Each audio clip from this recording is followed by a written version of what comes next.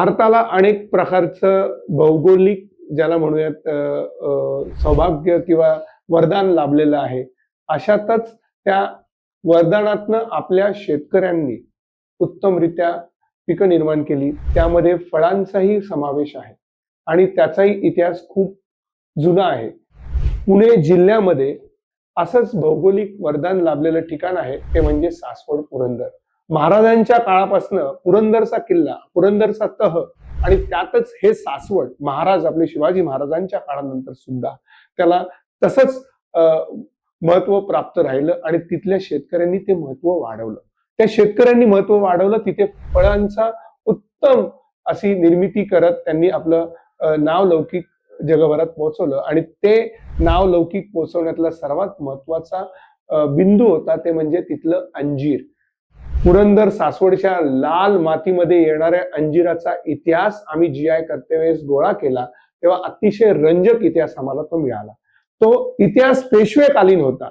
पेशव्यांनी बुंदेलखंडमध्ये जाऊन जेव्हा युद्ध जिंकले आणि त्यानंतर मस्तानी बाईंना पुण्यामध्ये आणलं तर त्या सासवडच्या मातीमध्ये जेव्हा त्यांना आणलं गेलं तर त्या बुंदेलखंडवरनं त्यांना आणताना सुद्धा त्यांच्याबरोबर त्यांनी बुंदेलखंडची त्या काळातली प्रसिद्ध अंजीर आणली आणि ती अंजीर तिथे सासवडमध्ये लावली तर ते इतकी उत्तम निघाली की बुंदेलखंडपेक्षाही ती जास्त चांगली. रादर त्या मस्तानी बाईंना अंजीर तिकडले हवे होते असं म्हटलं गेलं काही प्रमाणात आणि ते तिथे उपलब्ध करून द्यावा हाही हेतू होता आणि तो बाजीराव पेशव्यांनी तिथे केला आणि ते अंजीर इतकं सुंदररित्या तिथे निर्माण झालं. त्या लाल मातीने त्या अंजिराला अधिक गुणधर्म दिले, त्याचबरोबर त्याला पौष्टिकता दिली आणि ती पौष्टिकता बरोबर त्याला टिकाऊपणा पण दिला. तर टिकाऊपणा म्हणजे इतर अंजिरांच्या मानाने हे अंजीर एक दोन दिवस एक्स्ट्रा टिकतं. त्या अंजिरांच्या मधनं प्रक्रिया निर्माण करणारे तरुणांनी उद्योग निर्माण केले.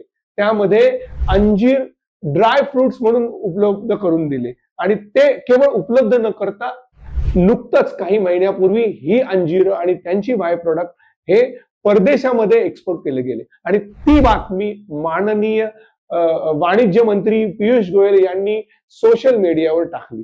म्हणजे या अंजिराला GI मिळाल्यानंतर तिथली जी झालेली क्रांती इतकी महत्वाची होती की बाय प्रोडक्ट ड्राय फ्रुट्स म्हणून त्याला स्टेटस मिळालं आणि ते परदेशात पाठवलं आणि ह्या अंजिरांनी एवढी मोठी किमया केली की ज्याला पुण्याचं सुरुवातीला मार्केट होतं ते आता भारत आणि भारताभर मार्केट निर्माण झालं. ज्या वेळेला ह्या अंजिरांचं म्हणजे सासवड पुरंदर अंजिरांवर आम्ही काम करत होतो केवळ पेशवेकालीन इतिहास आम्हाला सापडला असं म्हणता येणार नाही. त्याचबरोबर तिथे आम्हाला भौगोलिक गुणधर्मांची गणितं सापडली. म्हणजे इतिहास तर मिळाला पण भूगोल पण वेगळ्या प्रकाराने मिळाला. इतर ठिकाणी बरीच फळं किंवा बरीच पिकं ही नदीच्या पाण्यावर किंवा साठवलेल्या पाण्यावर घेतली जातात, परंतु पुरंदरचं अंजीर हे केवळ आणि केवळ विहिरीच्या पाण्यावर उत्तमरित्या येतं हे आम्हाला तिथे सापडलं. तिथे असा प्रयोगही केला गेला की तिथे असणारी नदी, त्या नदीवर घेणारं अंजीर आणि त्याचबरोबर घेतलेलं विहिरीच्या पाण्यावरचं अंजीर आणि त्याला पुरंदरची लाल माती हे वेगळेपण देतं आणि त्या वेगळेपणातच आपण GI साठी अर्ज केला. तो GI स्वीकारला गेला आणि नंतरचा इतिहास हा भारताच्या शिरपेचात ज्याला म्हणूयात एक मानाचा तुरा म्हणून निर्माण झाला. तो विशेष करून महत्वाचा घटक काय की ते तरुण मुलं एकत्र आली, त्यांनी त्याची प्रोसेस इंडस्ट्री सुरू केली आणि त्याच बरोबर त्यांनी निर्यात मिळून त्यातनं भारताला गंगाजळी मिळवून देण्याचं मोठं कार्य केलं. तर अंजिराचा GI हा ग्रामीण संस्कृतीचा तर भाग होताच होता, परंतु तो प्रगतीचा एक मोठा ज्याला म्हणूयात आधारस्तंभ बनला आणि हे पुण्याच्या जवळ असलेल्या एका तालुक्यात गावात झालं आणि हे पुण्यासाठी, जे पुणे म्हणजे संस्कृतीचं माहेरघर, जे पुणे म्हणजे पेशव्यांच्या काळातला शनिवारवाडा आणि तिथे मस्तानी दरवाजा आजही आहे, त्याचा कनेक्ट पण न माहिती असलेल्या आपली फळ संस्कृतीचा एक मोठा घटक झाला आणि ही क्रांती अजून वाढत जाईल.